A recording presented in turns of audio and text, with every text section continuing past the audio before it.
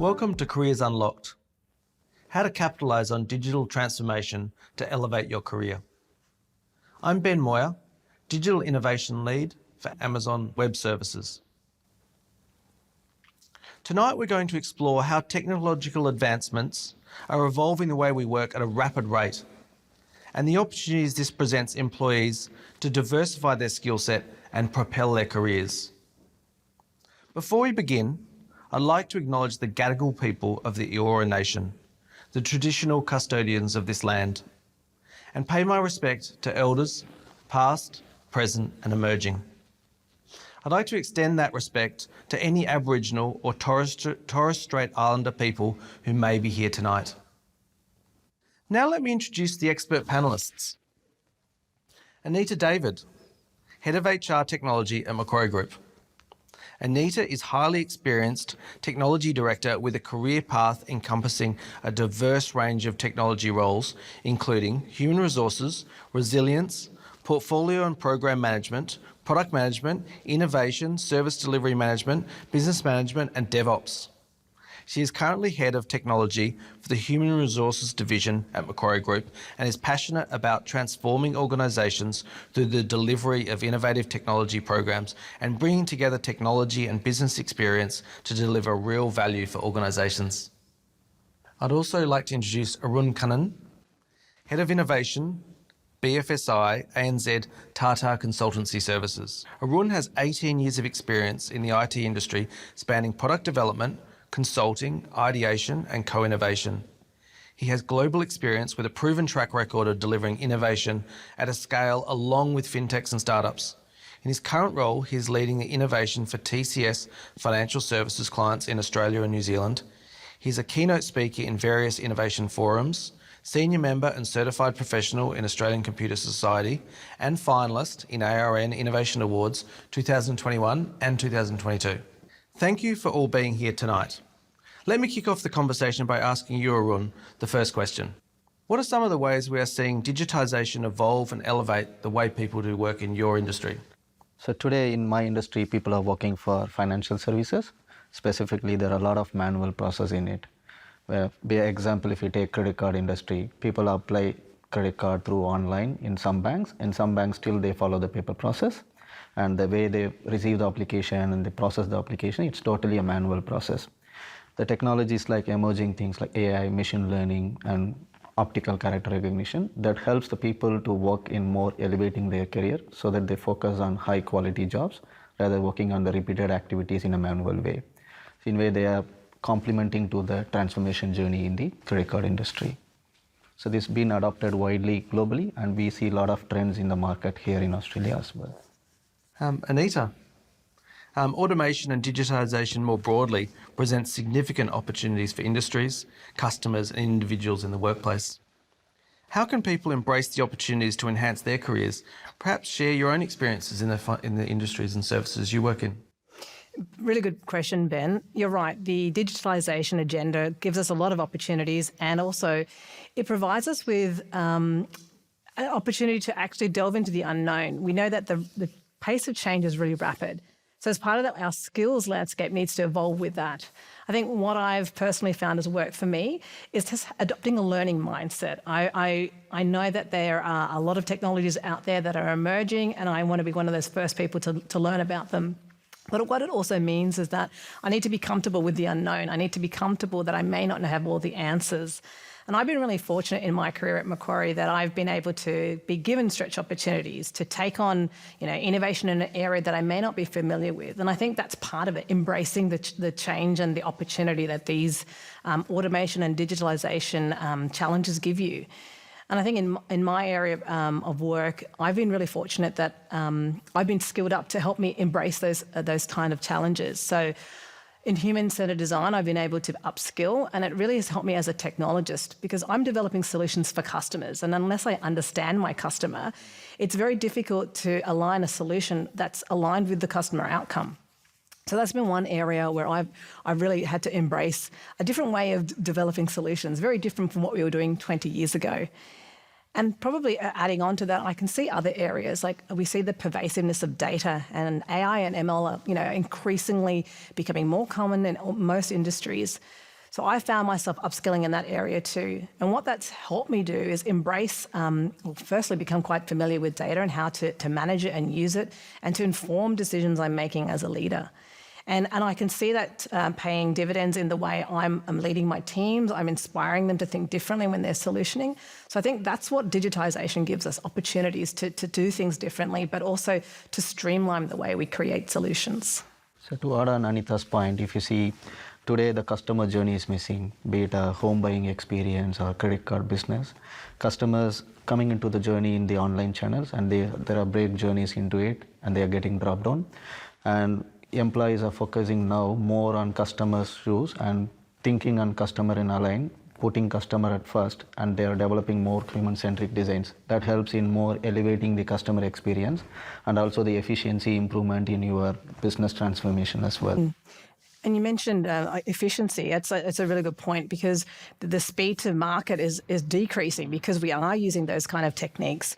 And actually, if I can speak to an example, at Macquarie, we have a platform called the Hub, and that spawned out of from the foundations of human-centered design. We sat with our customers, we understood what their challenges were, and we recognised that there was a bit better way to do people processes and people management. So we developed the Hub, and because we co-developed with our customer, we're able to take it from ideation to minimal viable products in 18 weeks. And what we found was we developed a digital product that was aligned with how our customers worked, but it also made sure it was a delightful experience for them. And the Hub became almost a blueprint of how we do other platform transformations from then on. So I found that when you start with a really good kind of customer-focused way of developing solutions, it just gains momentum, and you find that it's infectious around other areas of your organisation. Definitely. I've heard you both mention design, human-centred design. I sometimes see design as that bridge between the technology and the art of customers, or understanding customers and having that empathy. At Amazon, we use working backwards, which is our peculiar approach to innovation, where we look deeply into the customer's needs, the opportunities, the problems, and once we understand the customer fully through data and anecdotes, then we work backwards to solutions to help those customers. So, yeah, human-centred design is something that's very big in industries today. In the workplace, I don't think 5 years ago it was probably a specialist skill. No. But employees with those skills really helps them understand customers. Arun, maybe you could take the next one. There have been a lot of discussions around the skills shortage in Australia. How can employees pivot or diversify their skills to take advantage of these opportunities? Yeah, as you mentioned, skill shortage, we are seeing a lot of advancement. Government is investing on digital economy strategy 2030, investing a lot on monies to improve the digital skills for the small business as one example. So that means you need to enable the small business owners with digital enablements, how they can be into the digital journey of your banking needs or non-banking needs. So we see a lot of employees are upskilling their skills by certifying in specific areas like data science related skills, or it could be digital twin related skills. What it means to complement it, being certified and apply these skills into the new avenues within the existing organization, that helps a lot of them to get more opportunities to prove them what they have possessed over the period in the domain skills, adding to these technology skills in the company's transformation journey or in an incremental innovation journey. So that we see a trend in adopting new technologies more than often in the current days. Anita, are you seeing employees picking up other skills outside the technology domains, and that's helping them in their career? I definitely think so. I think, we're often deep technical specialists, but I think more and more we're seeing that when we have a breadth of disciplines under our belt, and we actually have a diverse set of skills, that's actually helping us be quite agile and responsive. We know the industry is changing significantly. If we're not agile and responsive, we won't be able to create solutions or potentially maximize opportunities as they come our way. So we're encouraging people to have a breadth of skill sets, rather than back in the day, it was probably very much you're in a deep technical silo. We're actually wanting people to have a real breadth of experience about them. So it's like a T factor, enriching the technology depth and widening the domain-centric skills as well. Yeah, it takes a lot of time to develop those broader skills. When I studied in electrical engineering, thinking that would carry me through my whole career, and then realised that I needed more skills in electrical engineering. And to pick up extra business skills, I actually started my own company at 26. but then it took a long time to develop the business skills of finance and commerce and marketing and design, but it took over 15 years to develop those organically. To think that the workplace and also universities are providing those trainings is excellent. It's much better than spending 15 years doing it by trial and error. It's like giving more contextual masters specific to their industry specific, and they can start their journey from the early career path itself. That's interesting you mentioned about the industry-specific skills. So do you think there's a relevance to learning those business capabilities in that particular industry? Has that helped you, or have you seen that help other people? Yeah, specifically like in financial service, you have variety of business domains, like you have wealth management, credit card industry, home buying. Home buying is a very good example. You see a lot of transformation is happening. Years back, if you want to apply home loan, it takes weeks. Now you're getting in days and hours in many banks. With this technology advancement, people working in the operations, they have a lot of knowledge, enormous knowledge in them, how the industry work, how the process work, how the underwriting works. They apply this knowledge with technology enablement that creates a lot of this experience element in reducing the time frame to weeks to minutes. I believe Anita can complement this to this specifically in the banking industry. Yeah, but it also, there's another element to it. It actually provides a lot of mobility opportunities. We talk about engagement in the workplace, and you've got these people who have got deep organisational knowledge, but it's also transferable to other areas of the organisation. And I think that's something we're seeing, as we want to attract and retain the best talent, we really need to be nurturing our people to be taking on different opportunities. And I found, like, my leaders have taken a strategic bet on me on some occasions and put me in areas that perhaps I didn't have a background in, but I brought other skills with me, and they were the skills I relied on, and I just expanded upon them to take on the new challenges. And I think that's a great thing that mobility also gives us, and it actually allows us to expand our existing skill set within an organisation and actually leveraging what we've got and expanding that skill set. Definitely in my role in digital innovation at Amazon, I work with Australian enterprises, and I might work with small business banking in one bank and then work with credit card department or home loans. And just in a short number of years, I've learnt that there's similarities in those domains. But yeah, those transferable skills really help. Okay. So you have three areas like onboarding, underwriting, and servicing. If the servicing is always common in all the departments. Customer inquires something and you need to address the customer in a more easiest way, and more repeated questions always customers tend to ask. How do you simplify that answers and make them to reduce your average handling time in customer servicing?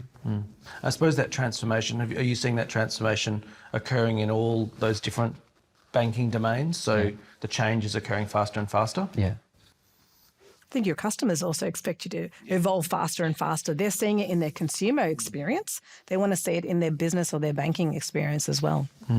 Yeah, there's definitely that demand from customers. They're always beautifully dissatisfied with the experience and want more and want it faster and more convenience. It's like adding new capabilities to your existing product lines or customer servicing lines.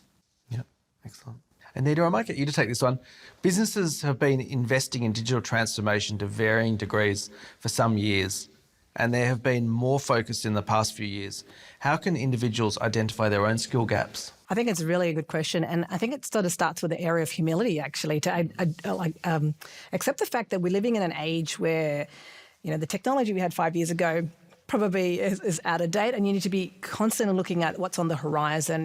That the state of change is continual. And as an individual, I know I've pushed myself to put myself in areas or to learn new skills, and I mentioned data, and that was to enable me to use AI and ML in my role.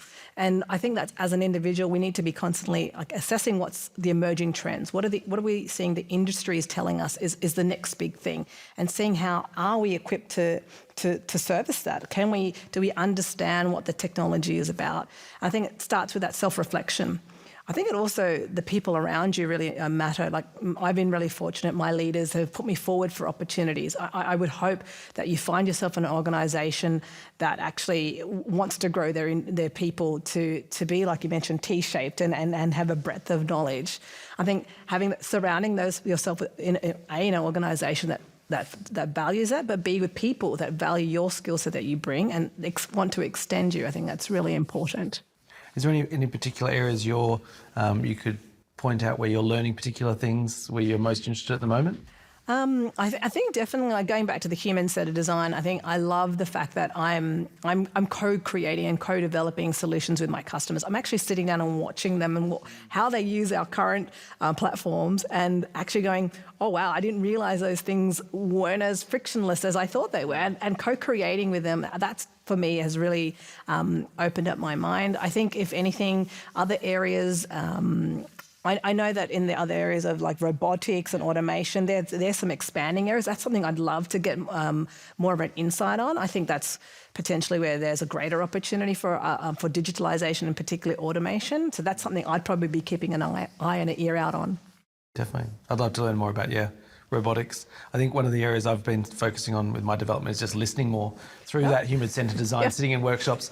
I think I used to call myself an inventor, and I thought I could invent great products, but since starting at Amazon, there's a lot of listening that goes on, a lot of deep diving into the customer and the customer problems. So it's really taught me to just listen, sit back and observe more. And that's really helped my career to sort of, being a more purposeful listener. The other thing is bringing the other industry element to the core industry, like touching upon in the energy, retail and telco, what they are applying into their customers, how can take that knowledge and convert into banking context. That's one way of learning, and taking the knowledge from other industry and using it in the current industry where the employees are there. That's also happening in currently. One way of learning cross-industry leverage.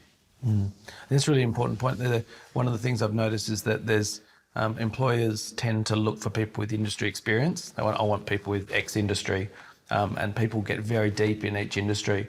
But having people transfer across industries and bringing innovations that they saw in one space to another industry can be really helpful.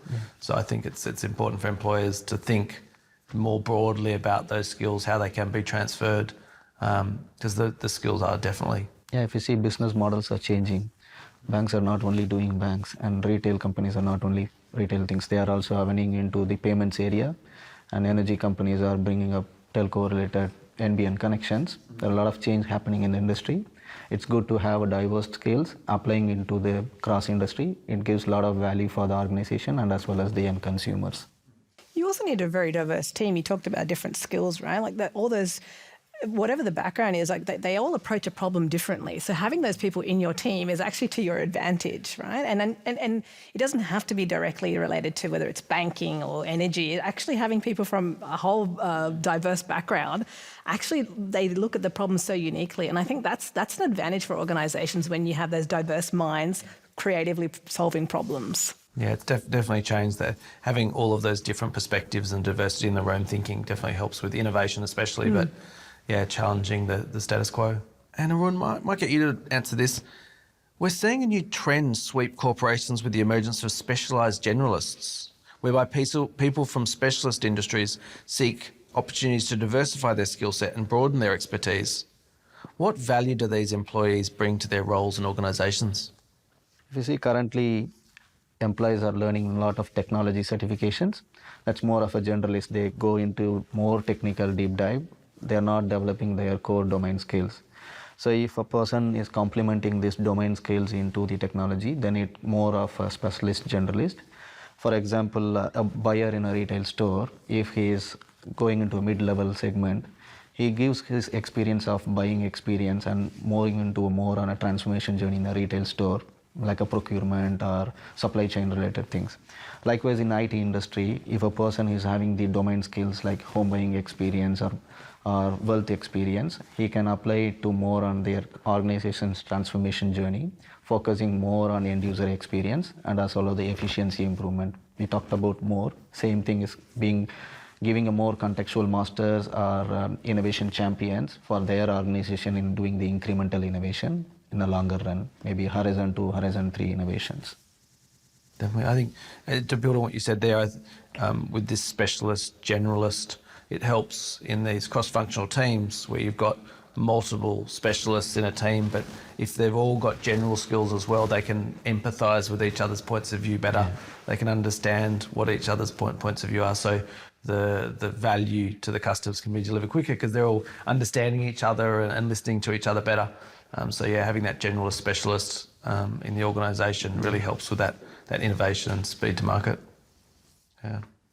Have you heard of that term, generalist specialist? Yeah, it's a term that's bandied around, but like, I always feel like that everyone brings their own flavour of innovation to the table. So I actually think it's a great value to have people who are bringing different skill sets to the table, thinking differently, bring like X amount of years of previous experience to the table from a totally different industry. I think I really value that, having like a diverse set of minds working at problems. Yeah, I think we used to call it like T skills, and you mentioned it before with sort of the general skills and then the specialist.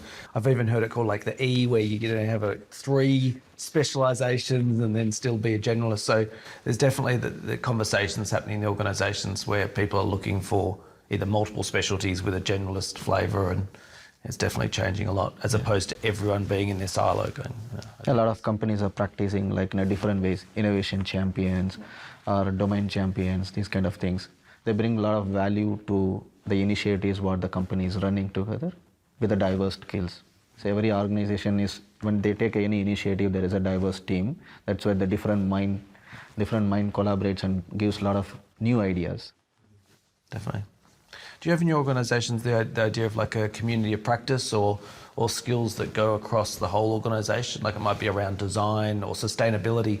Notice that there's some organisations have a sustainability chapter or a community of practice where so we have a Circle for Life initiative within our organization, which is more on enabling the employees how they can contribute to the sustainability goals and how they can practice themselves in a purposeful life.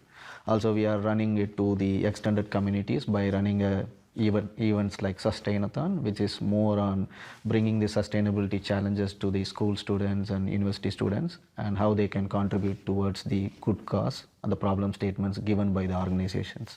Yeah, there's definitely big changes happening with sustainability, with ESG being it's a new skill and a new capability that organisations are developing. Watching different people in the organisation take on that challenge, learn those skills around ESG, and putting up their hand to be a champion of sustainability in environmental or governance. But yeah, it's interesting to watch that happen and how that fabric of the organisation changes. It also changes the way you look at how you develop solutions. You want to minimise your footprint. And I know, we're looking at the way you use electricity, or like even the downstream suppliers and what their ESG position is. So it's really changing the way, it's pervasive. It's changing the way we think about solutioning and developing technology for our customers as well, that they demand that of us as organisations as well. So the one way to implement sustainability to the end user is to educate our employees more through the gamified way of learning in terms of what the sustainability is about, how they can practice it. They are the advocates and championing it to the end users when they interact in the local community as well. It definitely has that ecosystem element where it is looking internal to the organisation, but also outside and the people it affects downstream and upstream. It's definitely become a big topic, and new skills are being learned in that area. Definitely. We're starting to get some questions in from the audience. We might flip over there and I'll just have a look down and see what's coming in. Okay, so Arun, this looks like it's for you, based on the excellent things we've been talking about. Looking into the future, how do you see digitisation impacting business employment modes? So one is the digitization is creating a lot of value for the opportunities for the employees. It's not a threat. So people think more digitized will give a less work to the employees, but in the other way it is complementing to their work. It's like improving their efficiency improvement, or you can complement to a new ideas, new avenues where the customer or the companies can launch into a new segments with a new product lines. It creates a lot of value for the employees, not a threat for the employees as well. Did you hear about the recent, there's some organisations in Australia that are launching 4-day week, and because of the productivity improvements, the protocols around email and meetings, they're actually have increased productivity by dropping to 4 days. But have you got any thoughts on 4-day week and how digitisation is providing this opportunity for that balance? Yeah, it's definitely going to give a value because you have fresh mind when we work on that particular timeline. The other thing, people can enrich their skills on complementing to the other areas where they want to have a new, and they can also do some quality time. I think it's a really good point that extra day is often used for personal development, skills development, where trying to fit that into our existing day-to-day work can be really challenging. But yeah, I think people are, anecdotally, I'm seeing people taking up extra skills. I had a developer that worked in my team who was an amazing developer, always hands on keyboard, developing, really focused. And one of the skills that he decided to pick up was public speaking. And we found him a Toastmasters course, and he took it upon himself to learn Toastmasters. And within a few months, he was presenting to very senior executives in the customer side, and his career really took off. He was awarded a promotion based on his ability to really influence business leaders. So yeah, just little things, the diversification of skills outside the technology space. Yeah, a lot of things, as you mentioned, personal branding, a lot of things are happening currently.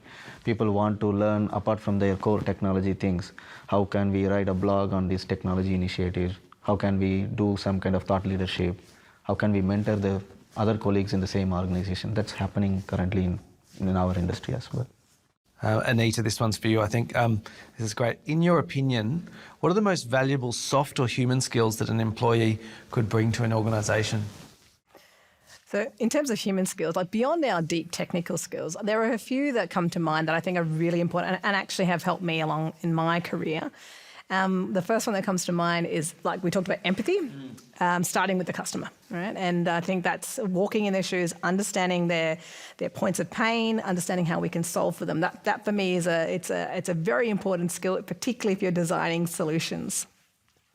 Communication and collaboration, I don't think anything could be said enough about them. I think, your team doesn't work unless you have good communication and collaboration, but also we need that extended out to our customer as well. We need to be constantly bringing them in, co-developing with them, but working with them through prototyping, getting their instant feedback. I think that is an important loop to have.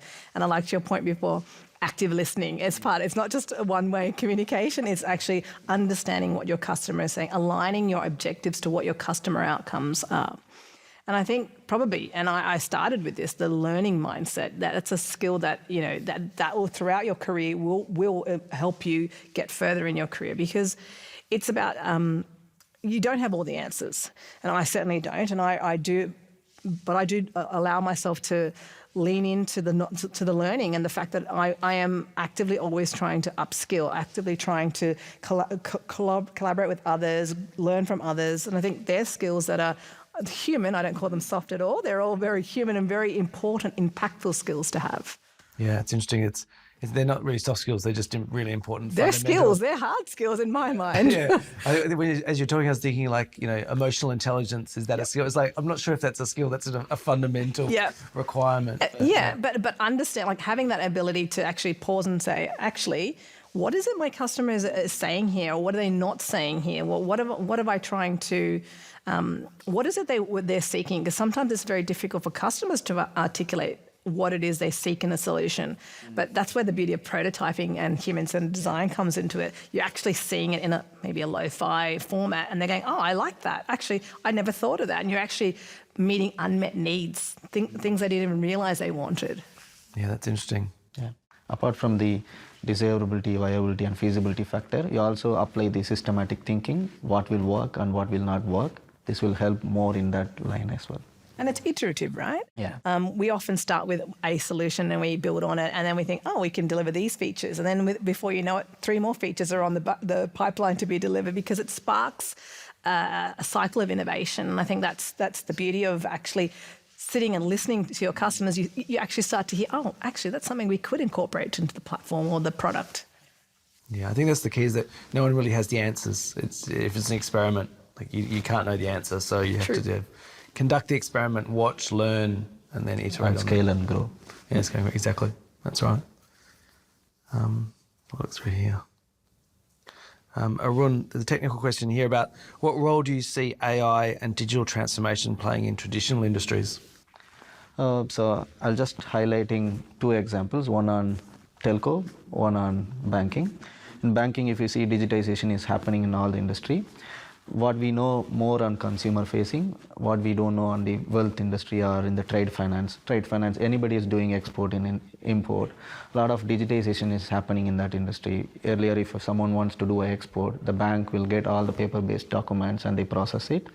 Today, everything seems to be more digital. You don't need to give your invoices, like some of the commercial invoices, all those things. Everything is digitized through the supply chain, and it is automatically going to your compliance and screening.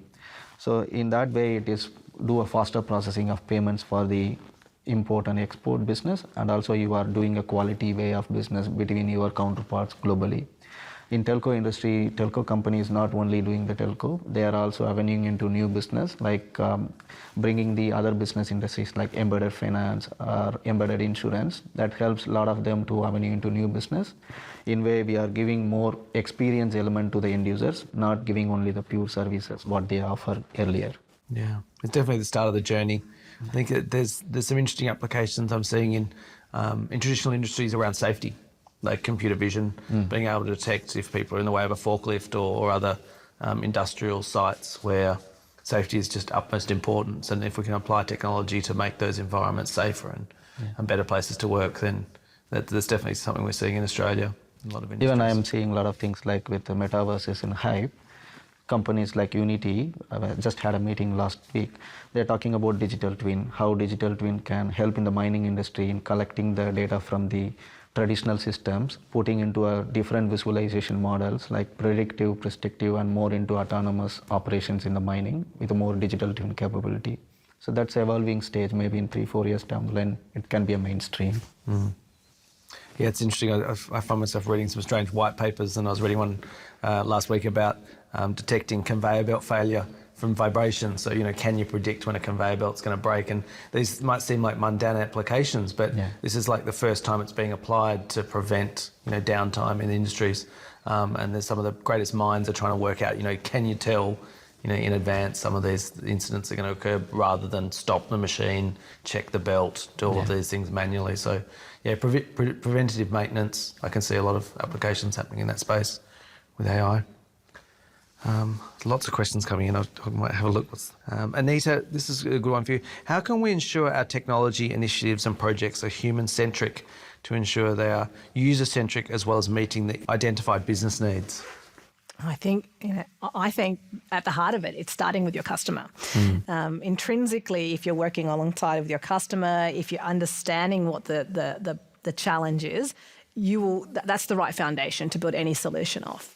And we spoke about human-centered design. We talked about having empathy. I think those skills are very important. But at the heart of it, working with your customer to actually understand what it is that their objective and making sure the technology objective aligns with what the customer outcome is and bringing them on that journey. I think they're the mechanisms that you can make sure your solutions are human-centric. The humans need to be at the center of what you're developing. I think we've had multiple examples. It works when you have your customers,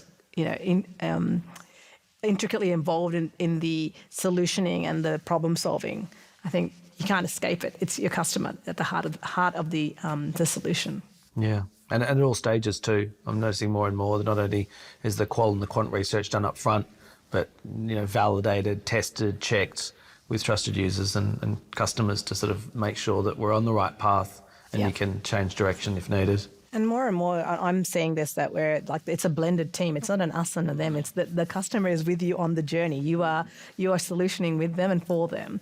And so it's innate to have your customer inbuilt to your whole solutioning process. Yeah, definitely. Even organization is embedding the customers into their initial MEPs, like as their test and validate prototype. Also, some of the things like, especially on conversational designs, they need a lot of cultural aspects into it. The way a person converse in a different country will not be applicable same way the people converse in the same way. It all changes. The way they text, the way they cut down the text in the conversational text chat, it differs. So you need to have that kind of human-centric and user-centric design and putting the diverse team into place like technology, business, operations, and your end customer. That's a really good point. Yeah, the conversational design is one that you do need that diversity. It's really, really important. I mean, that's just an example of another technology that needs new skills, new learnings to be able to invent solutions. I remember when I started my career, the smartphones didn't exist, and then the first iPhone launched in 2006, and it was just everything changed. But we've gone from no smartphones to suddenly the first iPhone. What that did to digitization and transformation was Very, very incredible to watch. I'll look through here. So, Arun, there's someone here that's asked, they said, I'm currently working in a specialised role, but have ambitions on stepping into a leadership position. How can I round out my resume and broaden my experience to make me a competitive candidate? Yeah, it's a good question. So a specialist role to a leadership role, always leadership roles requires you need to guide your teammates, or you need to guide your team, or you need to give a thought leadership when implementing a new areas in your organization. It requires a lot of not only domain skills, it also requires a lot of collaborative skills, as you mentioned, and how you co-create with your partners. That's where very much is needed to elevate. When you elevate into a leadership role, you need to have these kind of additional values bringing onto the table and focusing more on your personal journey and your official journey as well. And I guess there's a place for influencing and negotiating. I think that's something you're doing as a leader. I've learned to, I'm still learning how to do that effectively. And I think there you talked about what differentiates you for that particular candidate. I think demonstrating where you have partnered, where you have influenced strategy, I think that's a key differentiator. And be able to have strong stakeholder influence or management, I think, is really key in those leadership positions. Because a lot of what we're doing it hand in hand with our customers or key stakeholders. And we also need to be on that journey with them. We need to be at the table influencing some of the decisions being made. Definitely. I think you mentioned earlier as well, communication is being key. I think if I was this candidate, I'd be thinking about how to develop the best communication skills in multiple domains. One of the things that was a bit of a surprise starting at Amazon was the narrative culture, where I'd spend a lot of time building PowerPoints and working ways to communicate through traditional means. Whereas Amazon, we have to write it in a story form, and these narratives, maximum 6 pages. I hadn't sat down and written a six-page document probably since late university, and having to pick up writing skills again, fundamental writing skills, and building the story, building the narrative, so other leaders could relate to what I was trying to say. It's been a real challenge, but obviously learning those skills is incredibly valuable.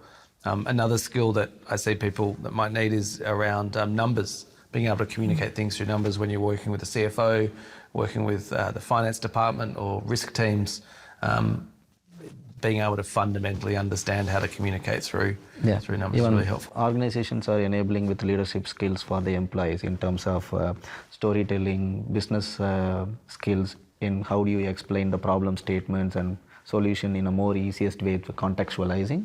That's also happening in nowadays. Yeah, definitely. Is there any final remarks anyone would like to reflect back on in terms of what you're seeing in the workplace, where transformation and diversity of skills helps people in their careers, either you personally or what you've witnessed? Any final remarks, Arun? Yeah, one is you need to learn a lot of things. Learning will not stop, and you need to see what you can leverage from the external industry for your industry. If we do these both, automatically your career journey will go in a good path, and also you complement something to the society and the company as well. That's a good point. Yeah, contributing to society and the company. That's really interesting to watch that evolve. I just heard recently we hear about human-centered design. I just was reading an article about life-centered design and how that's going to change design, that it's not only putting the human in the picture, but also the ecosystem, the environment around the human. So there's a whole, we're only at the start of this journey, and if we continue to learn, continue to evolve our skills, it's an exciting time ahead. Yeah. Thank you. Anita, anything you'd like to say? Any final remarks? Likewise, we know that the change is constant, and I think it's about us being prepared for that as much as we can be.